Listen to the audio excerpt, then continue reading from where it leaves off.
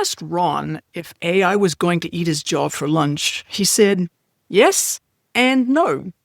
Some companies are going to go all in on avatars, but others will never ditch the human face of their business because authenticity matters more than automation.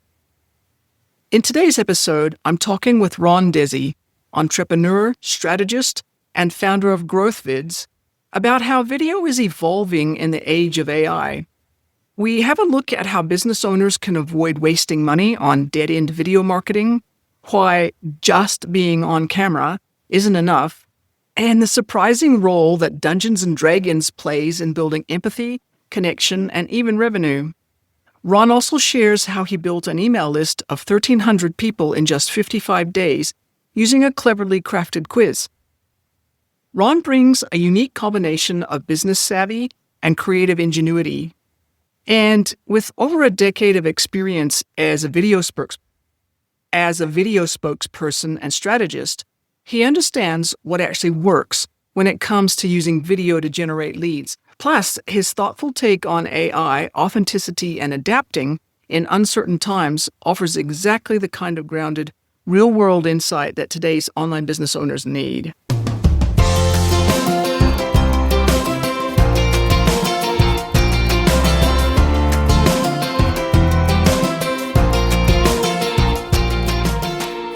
Welcome to the Online Business Launchpad podcast. I'm Trudy Rankin, and I help people who need a flexible work-from-home option grow the online side of their business so that they can earn more, stress less, and have greater freedom in how they live.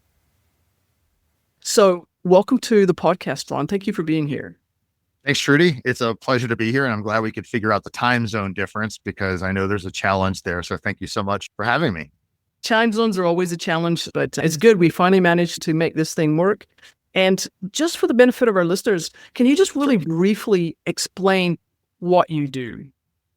Sure. I'll try to keep this as quick as possible. So basically what I started off about 12 years ago is presenting on camera. And the term could be called video spokesperson at the time, where I would be on camera for companies looking to hire me for their YouTube ads, for their online presence, for training videos, for their website videos, their FAQ videos, basically any kind of video where they needed to be in front of a customer and they didn't want to be on camera. So I kind of replaced them in a way. And recently I've been looking at kind of how the market's been going, and I'm still doing that, but I'm shifting more to video strategy because what I'm seeing is that a lot of business owners know they have to quote unquote do video, but they'll hire perhaps maybe a big production company or a local video agency to create this video that costs them $5,000, $10,000 to do. And then it sits on their website and it collects dust. Or they hire someone like me or someone, or they create a explainer video, or they get a video done by AI, which I know we'll talk about AI later.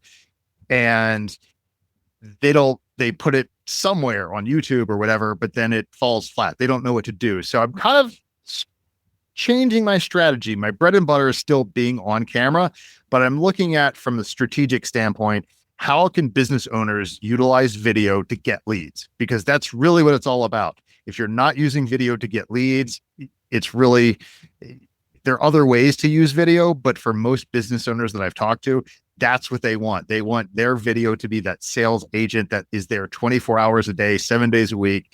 When their salespeople are sleeping, the video is still working behind the scenes to get leads, to get sales, and all of that. So that's probably at the highest level and the shortest level and the most briefest level that I can go through. And of course, we can go into details if you'd like. Yeah, so I think it's a really interesting business model, and I'll have more questions about that as we move forward. But I'm really curious, even sort of the 12 years ago when you first got started, what made you get into that? What made you pick that as your way of making a living? So the origin story is that I used to be the director of a graduate level program in my area. I'm in Baltimore, Maryland, in the United States, which is about an hour north of Washington, D.C. And I was the MBA director, so Master's of Business Administration. And I noticed that when I was in that role, I would get the same questions over and over again. what GMAT score do I need? What's the GPA needed as an undergraduate? Just a lot of basic questions that I got over and over and over and over again. And I was always answering those same questions. And I thought, what if I just put a bunch of videos out on YouTube to answer these questions? And so I did that, and students would email me and other advisors, et cetera. And instead of taking their time and, replying back with everything, they'd say, "Hi, Joe Smith. Thanks for the question. Here's a video that'll answer that question." Copy and paste the video, and then they send it out. And that MBA program started embracing that. And then I thought, if I'm doing this for them, I wonder if other people would hire me to do it as well. And the answer was yes. I kind of threw my shingle. I hung my shingle on a website, which you probably know, and your listeners probably know, called Fiverr. And I started on Fiverr probably about 12, 13 years ago. It's fuzzy now how long it's been, but it's been a long time. And I started as a spokesperson. And ever since then, that's pretty much what I've done ever since. And I enjoy doing it. I love being on camera. It's, we all have our superpowers. And I'd say of anything I've ever done in my life, that's the one thing I really enjoy doing, is being on camera and trying to help business owners sell their products, their services, educate customers, and all of those things. Yeah, I think that's always interesting, finding out what people's superpowers are. And because it is, yeah.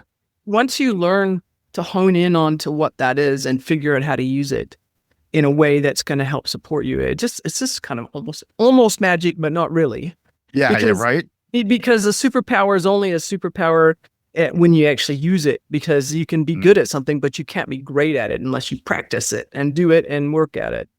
Exactly. And it's funny you mentioned that, because I look at videos, and this is for anyone, and I'm sure anyone who has if your superpower is whatever it might be, and you're really good at that, you look at something you did even like 4 or 5 years ago. And at least for me, when I look at videos I've done 5 years ago, I'm kind of embarrassed by it, because as you might have that superpower, but you learn and you grow and you try to adapt. And right now, being on camera is way different than it used to be 5 years ago. And I can get into why that is. AI has a little bit to do with it, if I'm being honest, but that's kind of the role. I think everyone who has a superpower realizes that they've grown, and in order to really keep that superpower and to keep your competitive advantage in whatever you're doing, you have to continuously grow and learn and improve and do all of that. Yes, absolutely. And it can sometimes not be all that pleasant, but sometimes it's just fun, just allowing yourself just the permission to make mistakes and to learn and do stuff.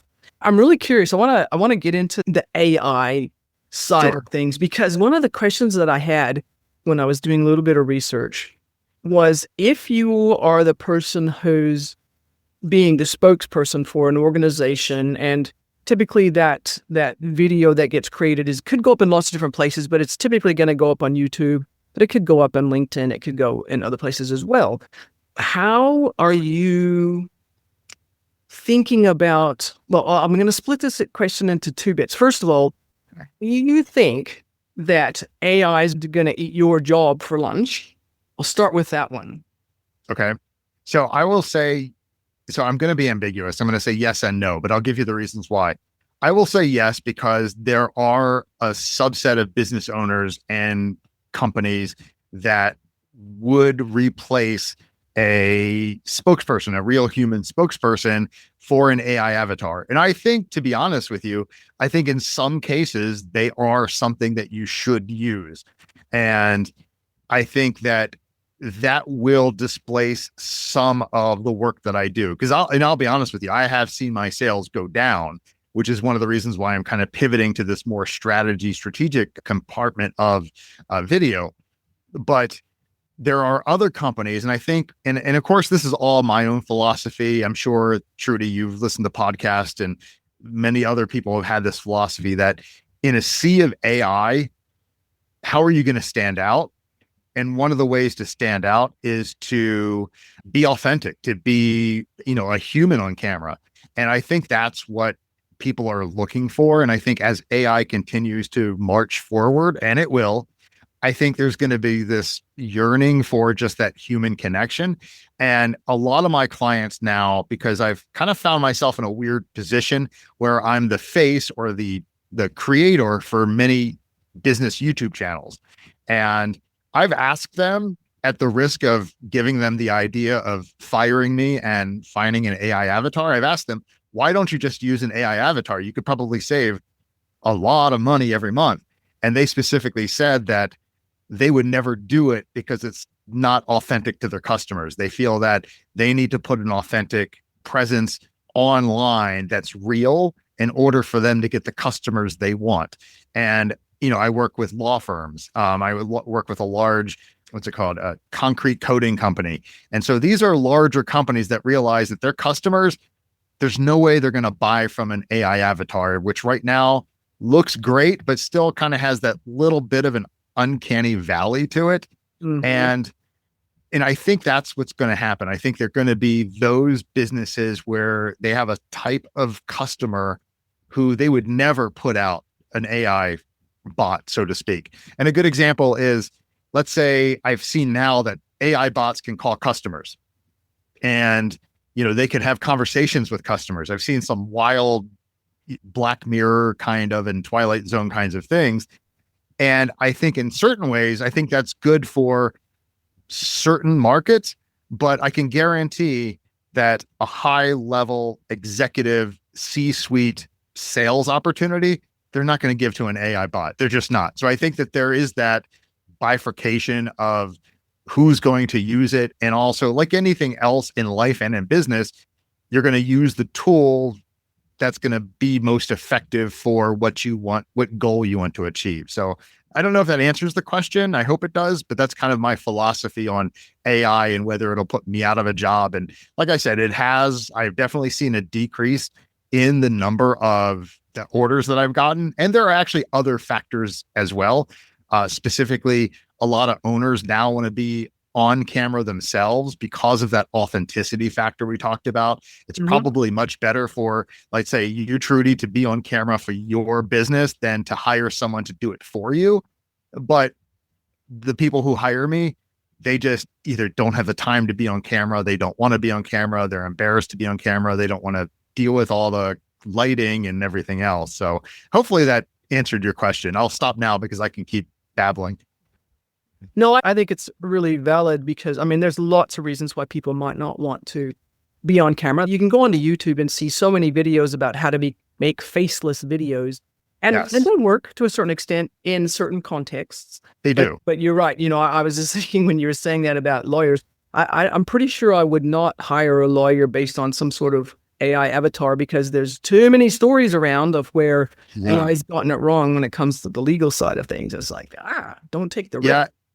And the other thing I've noticed now, I don't know if you've noticed this, but on my Facebook feed, and I know it shows my age because I'm still on Facebook, but I've noticed that whenever there's an obvious AI avatar or an AI, let's say a picture, and I saw this, as you can see, I play Dungeons and Dragons. You can see the dice thing up there, and I think we might talk about that later, but kind of my own side little project. But I get this, it was like this whiskey glass, and it had like a dragon on it. It looked really cool, but it was obviously AI. And I looked at the comments, and the comments were like, why would I buy something? Why would I buy a real glass that you're going to send to me when you can't even take a photo of the glass? You're making an AI image of it. And the comments were just funny. And I've also, I don't know if you've seen this, where someone puts an AI image or something like that, and the comments are like, AI slop, stop the AI slop. So, I think that like any business owner has to look at their target market, their avatar, and determine, is it worth the price to hire someone like me or any of the other people that I know who are in my industry to get that level of authenticity and humanness and everything else? Or is it good? In some places, sometimes it is, yes. Hiring or building an AI avatar or an AI image or an AI voiceover, whatever it might be the best way to go based on who your target market is, your product that you're selling, or whatever else it might be. Yeah. Yeah. And it's just been interesting watching things progress. But having said that, having said that there's times when, it just does not make sense to use AI. There are times when it does make a lot of sense to use AI. And I'm curious about how you use it in your business, or if you do use it in your business at all. I use it a lot, probably more than I should. And I say that because the one danger with AI, well, let me back up. Let's go answer the first question. I use it a lot, primarily for strategy. And I've noticed that the three main tools I use, like I actually don't use any of the image tools or the video tools or anything like that. I look at it, use it for more or less strategy. Like for instance, I've noticed that Gemini AI is, in my opinion, the best tool for strategy, just strategy sessions, brainstorming, and all of that. ChatGPT is better at analyzing data, looking at data, taking data from a spreadsheet or a YouTube channel analytics and kind of really taking it and giving you what it means. Claude, I think, is the best for writing. So if you're going to write a script or anything else, that's the best thing. So I use all three of those tools in those different capacities. Like for instance, for my D&D channel, I'll have a conversation, and I call a conversation with Gemini about, where the strategy should be. I'm doing this right now. This is what I'm looking to do. Give me the pros and cons of going in this direction versus that direction. And it's just a good kind of almost a litmus test. And then sometimes for the scripts, I'll research for my D&D channel. Won't get into the boring details about D&D, but like a monster that's in D&D, I'll research that. Then I'll get all the information. I'll put it into Claude and say, write the script on X, Y, and Z. And it gives you a great first draft. And then I take that draft and kind of put my own voice to it, because I don't know how you are true to you. For me, if I'm staring at a blank screen and I have to just start typing, I'm not good at that. Where Claude can immediately say, okay, this is a YouTube video, so I'm going to create a great hook. It knows the template that you should use. And it's a good first draft. And I think one of the problems is that I've seen is that many business owners take that great first draft and that's what they use.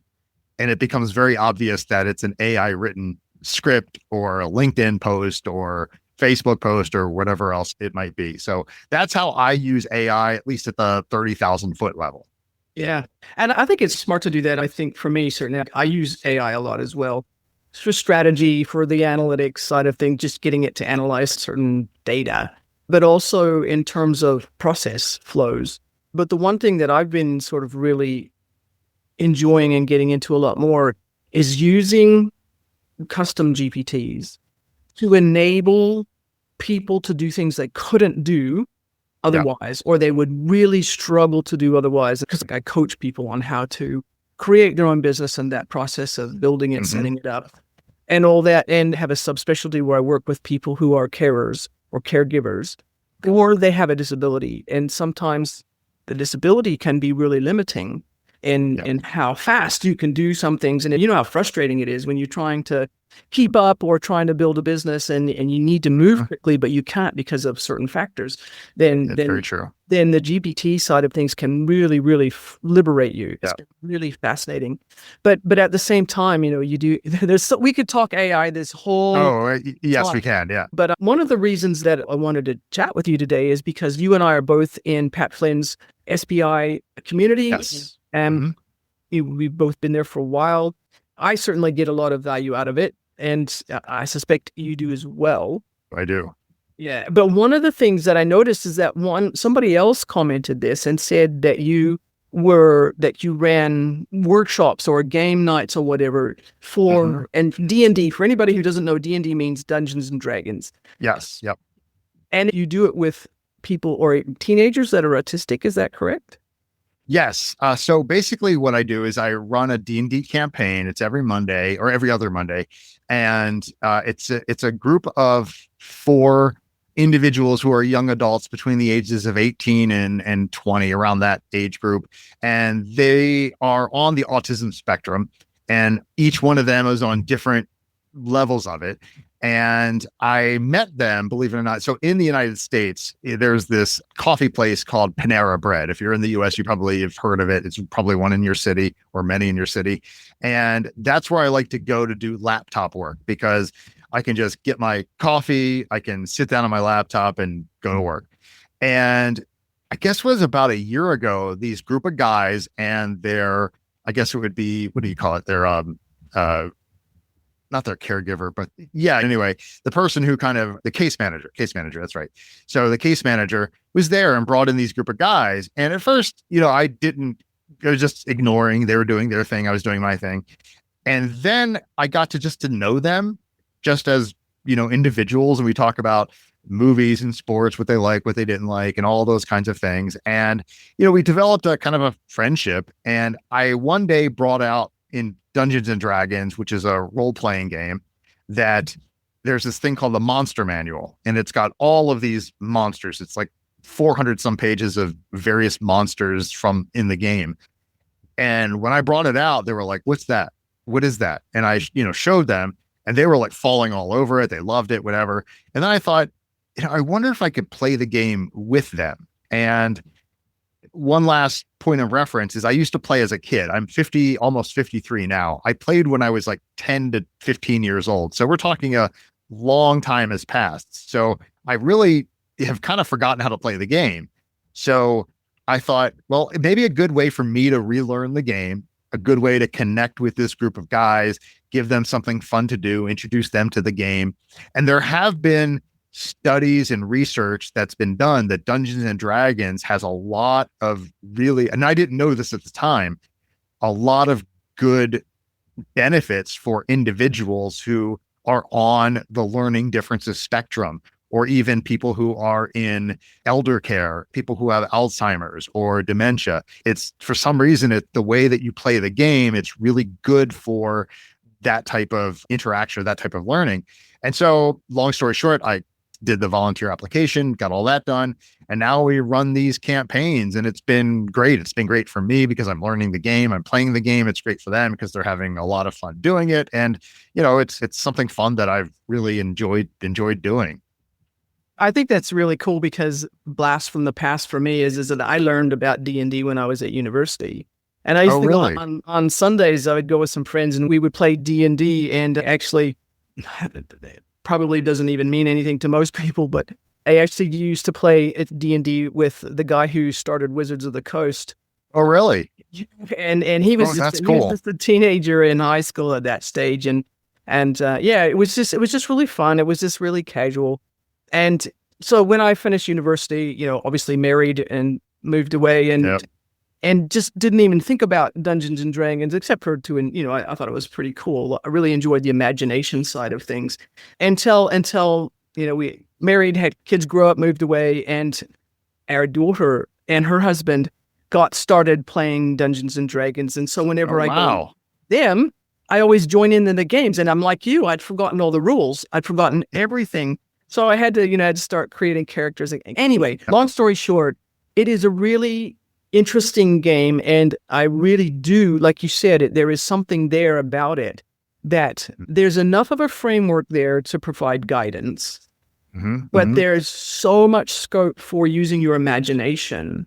Yes. To problem solve, to learn how to work together as a group, to how to manage conflict in that group in a very safe and gamified space. And it's just really interesting. And I was interested because our daughter and her husband, they watch, there's this channel where there's a D&D dungeon master who runs campaigns, and they've obviously videoed all the campaigns, and they watch them. And they're like 5 or 6 years old, these campaigns, but they'll still go back and watch them on YouTube. So I'm curious. So I want to bring this back now to what you do, and to sort of YouTube, and also I've got some more AI questions.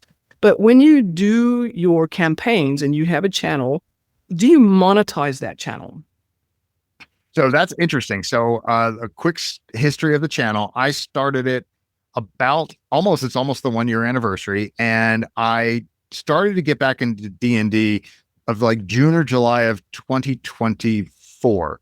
And the problem is one of the most difficult monsters to slay in Dungeons and Dragons as an adult is trying to find a group and getting everyone together and agree on the same time, the same date, it's just a disaster.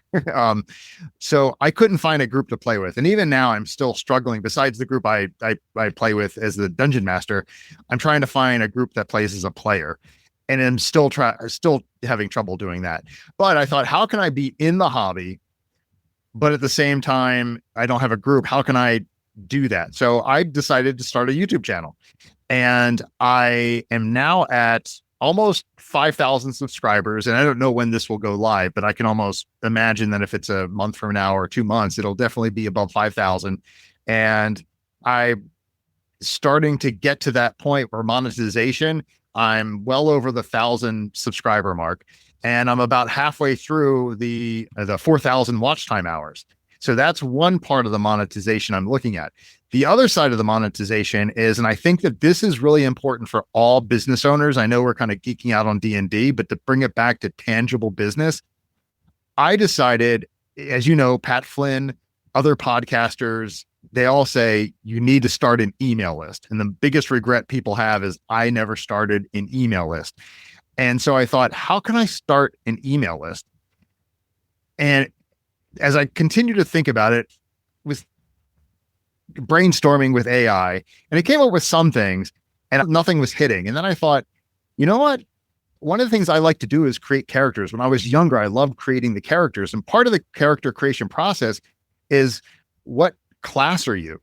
And for those who don't know, a class is, are you a fighter, a barbarian, a thief, a paladin? It's kind of what your profession might be in Dungeons and Dragons, which also gives you what kind of powers. And I thought, okay, maybe I can create a quiz. Maybe I can create a quiz that people can link to from my channel on my videos and take this quiz. And it's to determine your real life D&D class. But I wanted to go more than that. And I think this is important for business owners, is that if you were to create a quiz, which I think is incredible for growing your list, your email list, is to not just do a quiz and say, hey, you're a this. It's, what can you do that really wows them to help them in their business? And for me, helping the D&D players, I thought, are there personality archetypes? I'm kind of a geek when it comes to self-development. There's the Myers-Briggs type indicator and all of these other personality assessments. And I did some research. And I utilized AI. I used all 3 AI tools to do deep research to find, are there legit researched archetypes that can say, if you're a rogue maps to this specific archetype with these personality profiles, with these strengths, with these weaknesses, all of this stuff. And I thought, I think that's it. And so I created a quiz, long story short, because the quiz it took about 2.5 to 3 months to create because it was just so complex. So I created this quiz, and basically you take the 13 question quiz, and there are 13 questions in D&D. You take that quiz and you'll get your results, and you get a PDF sent to your email box that gives you what your class is. Let's say a fighter. It tells you what it means in terms of your personality, not your D&D stuff at all, but what it means in your personality, what your strengths are, what your weaknesses are, what you have to look out for. And kind of, I say, what's your first mission? And then your first mission is a way for, in the next week, what can you do to capitalize on your strengths and maybe improve your weaknesses? And not to pat myself on the back, but I was astounded that people who have taken it have said it's eerily accurate for only 13 questions. And the best part, Trudy, is I reached 1,300 email subscribers in 55 days. So it shows that it resonated with that audience. And I think if anyone's going to do a quiz, that's the most important thing, is do your research, ask your audience, go on AI, have a deep research, search through Quora and Reddit and all these things to get signals from all of these different online areas to find out what your customers are talking about, what their pain points are, et cetera. And is there a quiz that could help identify and help them with that pain point?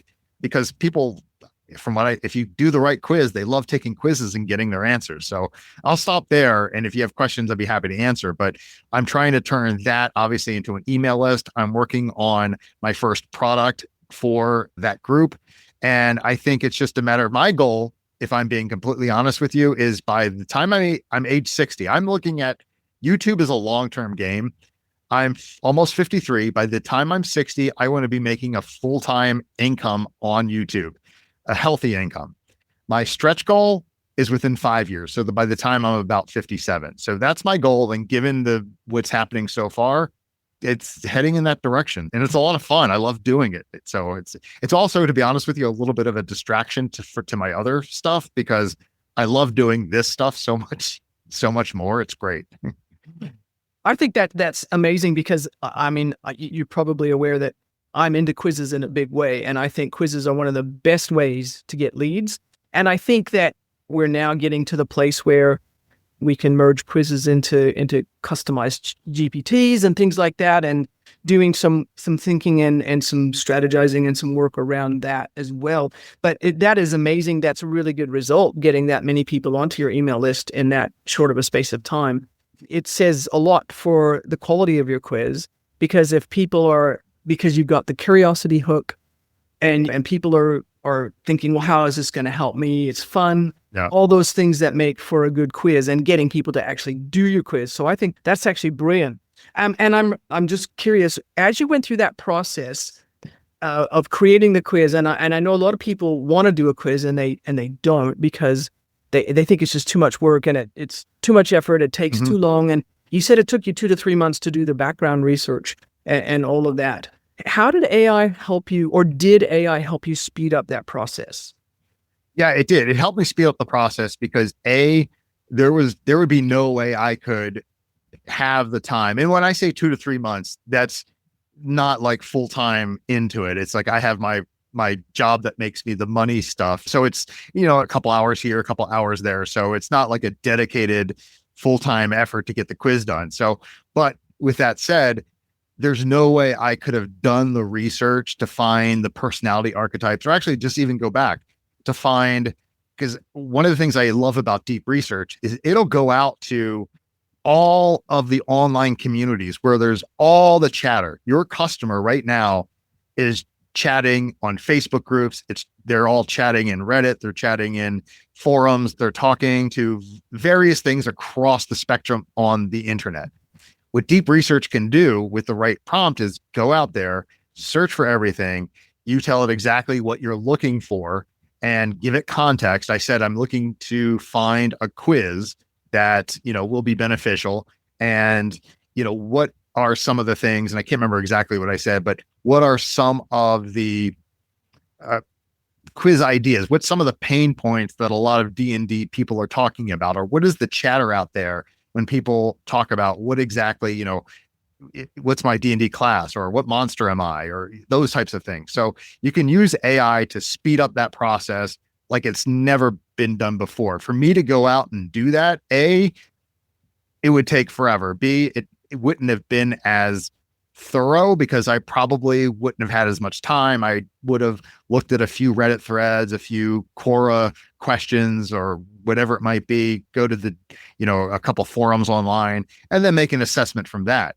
But these deep research reports give you incredibly detailed results. And I do 3 of them because I want to make sure there's a cross-reference, triangulation between the 3.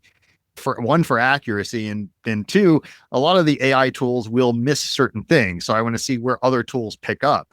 And I think that's important when you're using AI tools, is never, ever, ever, ever accept what they give you. You have to do your own due diligence because they're notoriously bad at accuracy. But anyway, that's why I do that.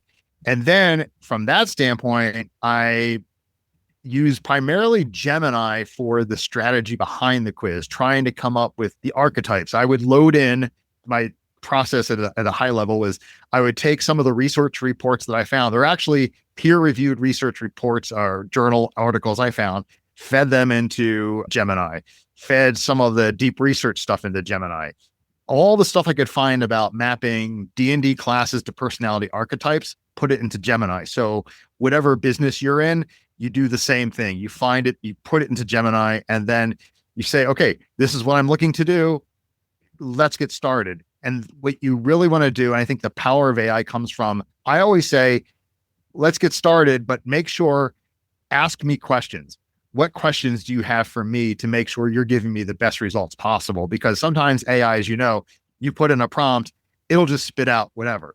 And I always say, ask me questions to make sure you're on the right track. And if you have a follow-up question, you're my advisor, you're my coach. Any competent coach, when I go into a session, is going to ask questions. They're not just going to blurt out answers. And so that's what I use to create the quiz. And then honestly, I probably would have failed at creating the quiz and probably would have given up on it if it weren't for AI, if I'm being honest. Yeah, because in order to do a quiz really well, you do have to do that deep research. You do have to come up with all of the curiosity hooks, the theme, the topic, what's the difference that the quiz is going to make, all of the things that go into making a really great quiz, and it takes time. So it does take time. Yeah, it's really interesting. So I've got a beta little product at the moment that I'm working on where it's basically how to use AI to generate a quiz. Good. So it's a drip email 30-day series. Okay. So I'm working on that, and I'm going to take that, and because I've already done it, I've already run it and got the feedback, and now I'm going to turn it into a product, but I've got to actually improve what I've got there, because one of the things that people said is that it's still 30 days is still a very long time, and people want instant success, and it's like, I don't think it works like that, but we can speed things out a little. Ron, this has been fascinating talking with you. We could talk about this stuff for a long time.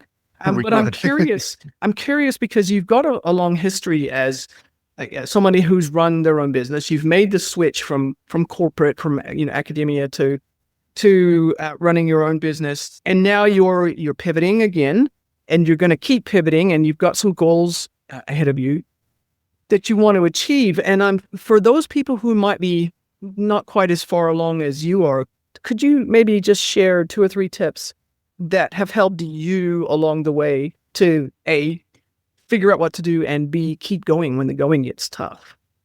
Sure. So one question for you, Trudy. So your audience, do you think they're mostly in the beginning stages of their business or kind of further along the line? Because I could tailor my question to that. I don't know if you have a specific.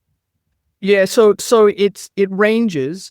But a lot of the people that are listeners and the people who are in my audience are people who they've gotten started, but they're in that ramping up, really getting clear up to kind of, I've been doing this for 2 years now, and now I'm really understanding what I'm doing, sort of a phase, and they're just really getting to the place where they feel confident as a business.